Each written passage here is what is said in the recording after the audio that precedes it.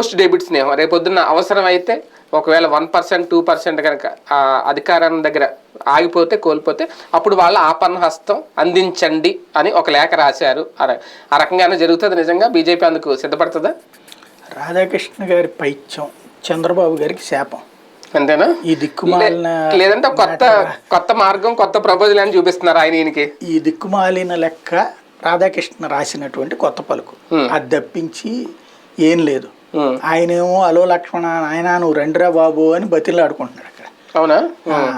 ఈయనేమో దాన్ని అది బీజేపీ వెంట చంద్రబాబు పడుతున్నాడని కాకుండా, అంటే చంద్రబాబు చేసే ఇలాంటి పనుల్ని అది చంద్రబాబు అట్లాగా చంద్రబాబు వెంపర్లాడట్లేదు, బీజేపీనే వెంపర్లాడుతోందన్నటువంటి విధంగా ప్రచారం చేయడం ద్వారా ముందు నుంచినే సైకలాజికల్ గేమ్ నడుపుతాడు. ఇప్పుడు తెలంగాణలో ఉందండి, మీరు గుర్తుకు తెచ్చుకోండి, లాస్ట్ 1 year నుంచి ఏం రాసుకొస్తున్నారు, 6 నెలల నుంచి కూడా బీజేపీకే అవసరం తెలుగుదేశం లేకపోతే బీజేపీ బతికేంటి, అక్కడ దిక్కుమొక్కు ఉండదు, అందుకోసమనే వాళ్ళు బతిలాడుతున్నారు అన్న టైపులో. ఒక పక్కన చంద్రబాబు ఏమో వెళ్ళి అమిత్ షా ఏది నరేంద్ర మోడీ దగ్గర టీ తాగుతుంటే వెళ్ళి కనబడి 5 నిమిషాలు మాట్లాడేశాడు ఓహో అని వాళ్ళు డప్పేసుకుంటున్నారు.